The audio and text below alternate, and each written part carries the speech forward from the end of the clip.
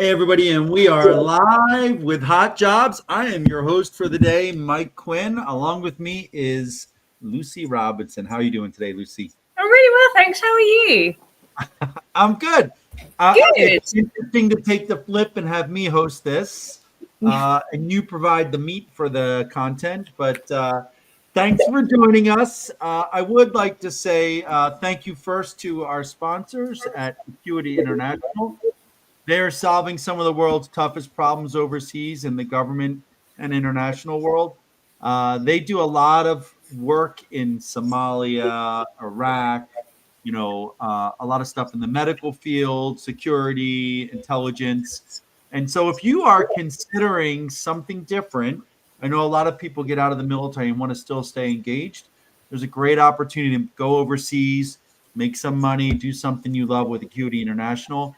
And so I would encourage you to check out their page or go to HireMilitary and check out the opportunities that they've given to us. If you apply to any of our opportunities, we forward them to them on a weekly basis, basically hand them directly to them so they can reach out if you're a good fit. So check them out. And we thank them for being a partner. Now, we've got some topics for today, Lucy. Should we start off with the fact that we are testing out timing? We are. And as we are testing out timing, look, we've got two new people joining us today. Both of them are Michaels, one from Orlando and the other one very first time. And I just want to say hi to Madison and hi to Walter as well. Thank you so much for joining. Is this a good time for you? I'm going to bat that back to you. Why are we doing it at 3 p.m. on a Monday, Mike? Because this is not our normal modus operandi. Right. Well, I'll let everybody know. Schedules get busy. We got into this habit of doing it. We want to make sure we're predictable. We want to make sure that you can come here to see your jobs, to engage with our team every week. But we want to make sure we're picking the best times for our audience. And so we want to try a little bit later, maybe a different day. And so if you are tuning in now, or if you are watching this on repeat later on today, let us know when you think would be a good time for us to do Hot Jobs. We'll take a look at the results and we'll try to see if it's the right time on Tuesdays at 2 or maybe Mondays at 3. Who knows? Maybe a little bit earlier or later, but we got to make sure we get the most of you. You're ready. And it looks like we've got Shane coming in from Kansas and we've got Laura coming in from Georgia. So thanks, Laura. And we've got Michael from California. So really nice to see you all here today. Now, before we get into some of our topics and the hot jobs, I did want to let everybody know, just a reminder to the community, that the DoD SkillBridge program is going through some changes. Lucy and I have been knee-deep in this. Mm-hmm. After June 30th, companies will require a memorandum of understanding with the Department of Defense to be able to participate in SkillBridge. The catch is that you have to apply for your SkillBridge MOU by 1 April. If you do not apply for an MOU by 1 April, you will not be able to participate after June 30th until they open the next window, which will probably be sometime October, November timeframe. And so it's not a very difficult process if you know where to apply and if you have all the information. The beauty of this is that our team is submitting MOUs on behalf of our partner clients. And so if you're a company or if you know a company that's interested in doing internships, not quite sure how to do it or get the MOU, just connect them to Lucy or connect them to I. We'll get them in the right place and we can get that all processed. And it looks like we've got Krista joining, keeping tabs on everybody out there, providing some great support. Thank you, Krista. Mike, I like that comment down there. I like that final one. I think everybody should see. Yeah. I don't know. Which one? That one. Hey, Troy, it's really nice to see you. Thank you so much for joining us today. You may remember that Lucy and I used to do like almost like a Jekyll and Hyde, yin and yang office hours every week where I would be direct and Lucy would be nice. So it's not surprising to see people like Troy leaning towards all the support Lucy's been giving over the years. And I agree with that. So Lucy, should we get into our first topic of the day? Yeah, sure. So we were talking ahead of this, weren't we? And, a lot more people than before are on interview or in a stage where they may be on interview in the next couple of months. And I was reading a post a little bit earlier, shout out to Bobby Atkinson over in Korea at the MNFRC over there. Also Kristen Savvy, one of our firm favorites here at HireMilitary. And they were on a LinkedIn post discussing favorite and really awesome, really good questions to ask at interview. You know, you get to the end of the interview, you relax a little bit, you drop your shoulders, you breathe a big sigh of relief, and then they say, do you have any questions for us? And your mind goes blank unless you've prepared ahead of time. So we were kind of batting back and forth, and I think we had different ideas in terms of what we were motivated on when it comes to that final element. So like if you were put in that situation right now, Mike, well, actually remember 4 years ago, it was about 4 years ago now, you put me in that situation, didn't you? You asked me. I did. You asked me a really hard question. I did. Yeah. So, did you ask me about my weaknesses? No, I did not. No. What did you ask me? I think as an entrepreneur and somebody who'd set up their own business, what was the hardest lesson you have learned in terms of standing up and setting up your own company? Yeah. I think you also asked me my weaknesses. That was another one. But oh, you know what? You were truthful then, were you? I would also say that the answer to the entrepreneurial question has changed over the years as well. Yeah. Because we're always constantly learning and growing. So those are good questions. You know, I think, and this is important for people to understand, Lucy and I have two totally different perspectives on this, and we're both right. So, or we're both wrong. I mean, but there's no 100% right answer to any of this when it comes to job search. So for me, when you're interviewing for a job, as the interviewee, most of the questions are going to be the hiring manager, the recruiter asking you about a time when, or asking you for feedback on this, or what you think about that, right? And so you are in respond mode. Right. And obviously Lucy's spot on. You have to practice everything. You should have your stories. The more you practice, the more you understand, the more you know, the easier it is to be natural. And so when they turn it over to you, for me, the number one thing that I want to focus on as an applicant is I want to ask questions about the job. Like get into the day-to-day about the job. Like, who am I working with? Who's surrounding me? What are the expectations the first 90 days? What are the expectations the first 6 months? What specific technology am I using? You know, what are your priorities as a boss? What metrics am I tracking? Like, just like I talk about information interviews, I really want to make sure that I understand the specifics of the job and what either the recruiter or the hiring manager is interested in. Now, granted, don't ask those questions of the recruiter's probably not going to know the answer to a lot of those unless it's a small company. But I still want to get into the day-to-day of these roles because to me, that shows that I'm very much interested in understanding how I fit the role and that I'm paying attention and I'm asking intelligent questions. And I think that to me, that ties it in. What do you think? What's your advice, Lucy? So kind of twofold, and I'm gonna say this right now. Mike is right, and I hate saying that. Our opinions are not right. They're not wrong either. I always say, with my advice, with my guidance, with my suggestions, take what serves you, and absolutely leave the rest because everybody's got an opinion here. But historically and traditionally, I've always asked questions along the same lines. The ones that I asked Mike went off piece because we were having a conversation and they were natural and organic at the time. They were based on the conversation that we were having. And actually, it was a real insight into his brain and how he ran the company. And so I have historically told people a really great question that I was once asked and I was incredibly impressed with was, if I have been in this job for a year and you're doing my first annual performance review and you say I've done a really good job, what does that mean? What will I have delivered? What will I have achieved? What will I have given to the company? What will you be sort of grading me on? And I really love that question because it gives an insight into what they are looking for, their expectations for the first year.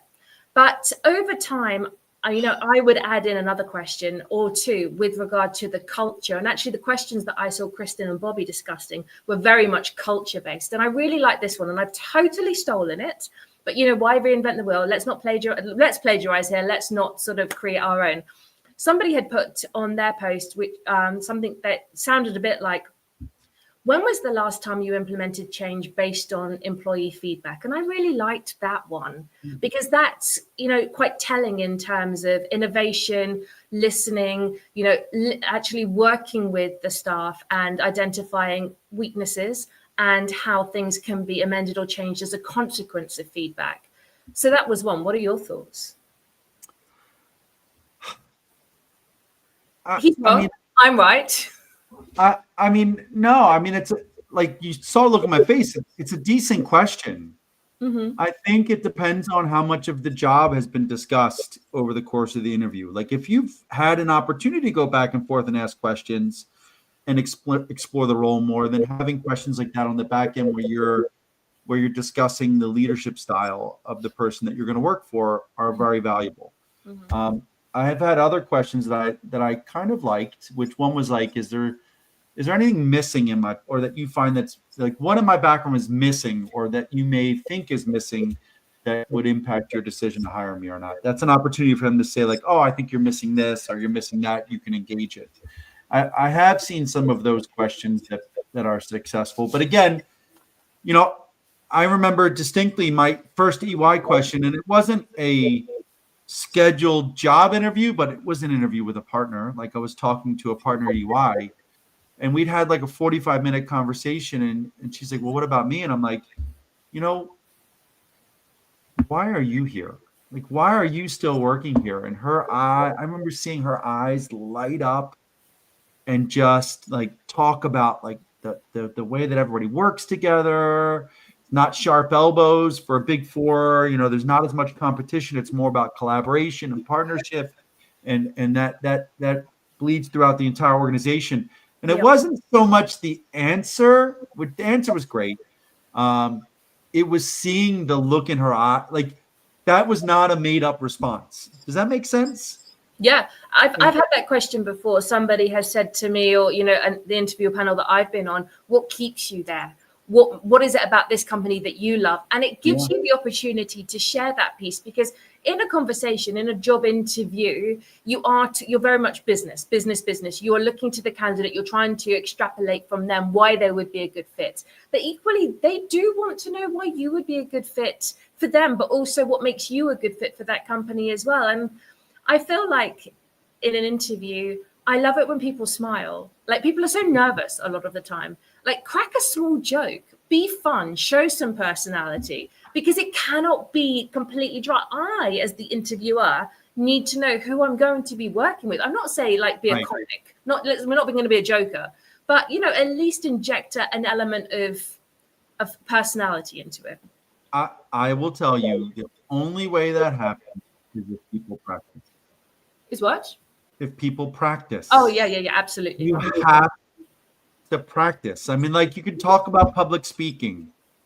People are terrified of public speaking. I was terrified of public speaking when I joined the Army, but I was the junior person in the office. Somebody had to get on that stage every week and speak to 200 soldiers, and they're like, "Private, that's you. None of us want to do it." And so I didn't have a choice, but I practiced every week, and it became a strength.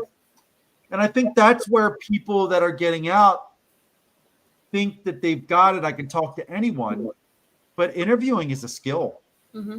I mean, having your answers, not talking too much, making eye contact, especially if you're, doing it remotely, star formatting, not meandering, being able to go back and forth and adapt. That all comes from being comfortable with your content, understanding the role, and practice. And so, I share often my first quote unquote dream job opportunity was to be the director of security for TD Garden, two major league franchises, the Boston Celtics and the Boston Bruins, play in that facility. I was interviewing with a hiring manager, an executive, to be the director of security when I was still Sergeant Major Quinn. And in my full amount of Sergeant Major hubris, I didn't prepare. I read up a little bit. I didn't practice. I could talk to anyone, and I totally blew that interview. And so that's it. Like, got to practice, practice, practice. You really do. And I'm going to say here, check yourself before you wreck yourself. The biggest mistake that people make, well, there's two, is they talk too much. So I was in a screen call. It wasn't even an interview last Friday. And the candidate would not let me get in a word, wouldn't let me get a word in edgeways, is what I'm trying to say. I'm failing successfully there. That was the first thing. But second of all, the whole way or mechanism that you're not going to speak too much is really by following that STAR format if you are in a behavioral or situational interview. So do check that out. Do ask that question ahead of time. I always encourage every applicant, every candidate, if they're going for interview, ask the question, what type of interview is this going to be? Because you can't practice unless you know what you're practicing for. I like that. But I think the STAR format lends itself to just about every interview type. Right? It does, but it comes into its own in some more than others. So situational and behavioral. For sure. So, well, Lucy, I think we're going to turn it over to you for some jobs, right? Yeah. So I have got a few new roles today. So buckle up. What have we got? I see that there was somebody here from North Carolina. Shout out to North Carolina. I'm in Raleigh. It's really great to see you this afternoon. So we have new senior audit manager roles in Fort Bragg, North Carolina. So if you have an Army finance background or a military finance background, but let's be honest, in reality, the Army background will get you a little bit further on this one. We are looking for somebody with a master's degree. If you do not have a master's degree, you need to have 6 years worth of federal finance experience, 4 years worth of federal audit experience, and a CGFM or CDFM or CISA or PMP. These roles are contract roles here in North Carolina at Fort Bragg, and we are looking to get people going sooner rather than later. If you have an active secret clearance, more the better on this one. We can take people on an interim and we can submit you for an interim, but ideally in a perfect world, we would prefer you to have an active secret clearance. So that is Senior Audit Manager, Fort Bragg, North Carolina. Can I pop in there real quick? Sure. This is a great opportunity to help the Army become auditable. And so you're still supporting the warfighter. You're on a great team working side by side with a member of the Big Four. And just, able to like solve problems and help the Army better keep track of all their money, equipment, and all the IT that supports it. So I think if you have that experience and the requirements that you can find on the HireMilitary website, I think that it would be a great job for someone, and it's on our team. It is. It's working with us. Moving across the country and a different job function, have you ever worked in the legal field within a military environment or military capacity previously? If so, we are working with one of the world's largest underwriting and insurance firms. They are looking for military legal experience in their offices in Chicago, Philadelphia, Jersey City, or Atlanta. Ideally, you will have mass tort experience. You'll come from a JAG or paralegal type of background, and you will have at least 5 years worth of relevant experience in this arena. They have got 3 different roles open with us right now. One is a senior analyst role, one is a complex claims director, and the other is senior complex claims adjuster, all sitting around the 6-figure mark, if not a bit higher than that. So great organization with benefits that the list is as long as my arm, awesome company, and I would really love to place a couple more people here. See that right there? Oh, Philadelphia. Also where the Super Bowl champion Philadelphia Eagles are playing in Philadelphia. So there's always a stretch, isn't there? There's always yeah. Okay, moving on, staying in the Northeast, and we are moving to Fort George Meade, Maryland. So if you have an active secret clearance, that is essential for this role. I am looking for a senior cloud and Kubernetes engineer. This role is to support the US Army. It is working to optimize and secure their self-managed Kubernetes environments running on the SIPRnet there. You have to have proficiency in Linux, particularly Red Hat Enterprise Linux. Hands-on experience with DevSecOps tools such as Jenkins, GitLab, and Nexus, and ideally scripting experience with Bash, PowerShell, and Python for automation. So if this sounds like you, this is a great position working with one of our GovCon partners up there in Maryland. Please do connect with me, and I would love to share more of the detail with you. We talked a little bit earlier about SkillBridge. So ahead of me moving into the roles that are new this week, Mike, why don't you give everybody here a top line on what SkillBridge is? Because people always ask us that, who it's available to. Perfect. First of all, I want to answer Bryce's question and say, yes, that is a Randall Cunningham jersey. That jersey was purchased in 1990, and it is certainly a Randall Cunningham jersey. Now, as we move on to SkillBridge, which started way after 1990, circa 2014 timeframe. So SkillBridge is a Department of Defense program. For the Army, it's also known as the Career Skills Program that allows transitioning service members during their last 180 days of service to apprenticeships, internships, OJT, job shadowing, or training opportunities full-time at an employer, typically for about 3 to 4 months. Now, the employer is not allowed to compensate the service members during this training because they still get their full military pay and benefits. It's like the commander says, your place of duty is at HireMilitary for the next 3 to 4 months. And you go there and do that job. The idea is that they give you the training and experience that gives you high potential for continued employment. And so what is expected for most of these roles is that you have headcount. It's not free labor, and the individuals cannot be billable back to the Department of Defense in those roles. And so what it does is it really just gives companies an opportunity to take a chance on talent. Like you meet someone that's just an amazing, you get the vibe that they are a high performer, but they don't know how to use your CRM. Well, you know as well as I do, you can teach someone how to use a Salesforce, or you can teach someone to use a CRM.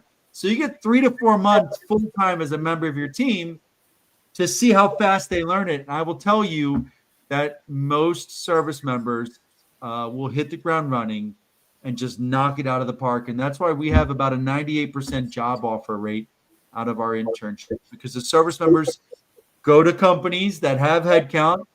The hiring managers have had a chance to run them through their entire corporate interview process, and they get 3 to 4 months to kind of get in that test drive. It is a win, win, win. A win for the manager, a win for the service member, a win for the company, I guess, and a win for the service, because the service member gets a job and becomes the best recruiter out there. So that is SkillBridge program. Over to you, Lucy. So the first opportunity I wanted to share today is with our partner at Datadog. So for this technical solutions engineer role, we have multiple. You must be able to take part in the internship, so CSP or SkillBridge, for at least 120 days minimum.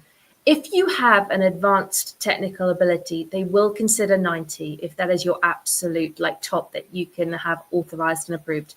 But in reality, this is a 120-day program. And they are looking for technical support engineers to learn how to share their technical and product expertise with customers. And so what are we looking for? We are looking for people who have proficiency in Python or another scripting language, so Bash or Java as an example. You should already have the ability, even if it's minimal, to debug code and interpret lines of code. And then you should also have a foundation of Linux and other operating systems. Now that's great, but where are these located? This internship is located remotely. So you will be doing this from home and you'll be taught and trained every single day. This is not asynchronous. This is a real 40-hour-a-week training program on the job. However, the roles are located on site. So you will be working 3 to 5 days per week on site So you will get at least 1 or 2 days from home ordinarily, but you have to be near Denver, Colorado, San Francisco, California, New York City, New York, or Boston, Massachusetts. And one thing that you should know ahead of making any application with this is you do need to be willing to work 1 or 2 weekends a month. That's just how their cycle, their schedule works.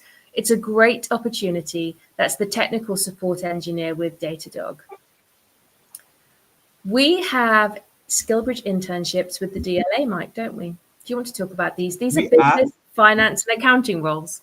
Yes, we absolutely do.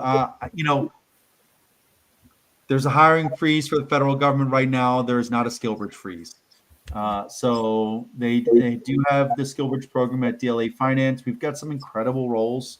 We've got roles as accountants and accountant systems. Those ones require an accounting degree or at least 24 credit hours, a bachelor's degree with 24 credit hours in accounting, or 18 hours of, I think it's 18 hours of accounting and an additional 6 hours of business law.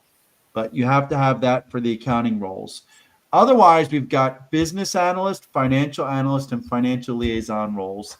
And the beauty of this is they are located across the country. So we've got Richmond, we've got Fort Belvoir, we've got Philadelphia, we've got New Cumberland, we've got Ohio, Columbus, Ohio, Whitehall, and then we've also got San Antonio. Now, I will say everybody wants San Antonio, Mill City, USA, but they have a small presence there. So the person there should have accounts receivable experience. If you know what that is and you want to go for a SkillBridge internship, apply away. If you have to Google what that is, you're probably not qualified. But there are other great roles. If you have any kind of financial background or experience, degrees, you're getting out of the military, these do lead to government civilian roles. And so you've got several months before the SkillBridge will be over. Hopefully the hiring freeze is done by then and they can get direct hire process there.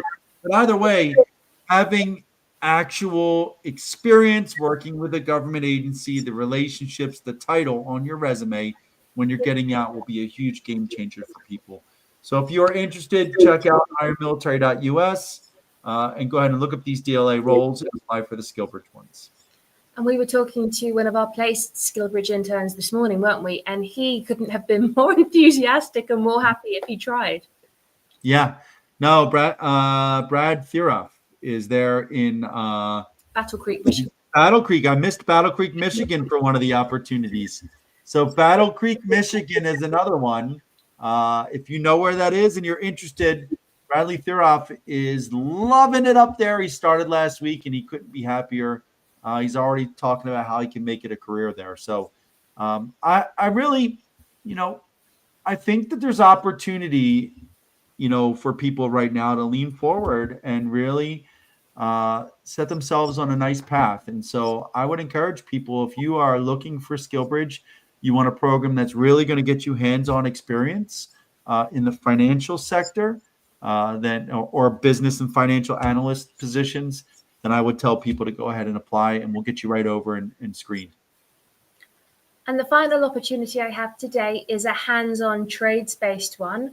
We have a great new corporate client called CNC Boiler, located in Virginia, North Carolina, and South Carolina. So the major cities across all three of those states.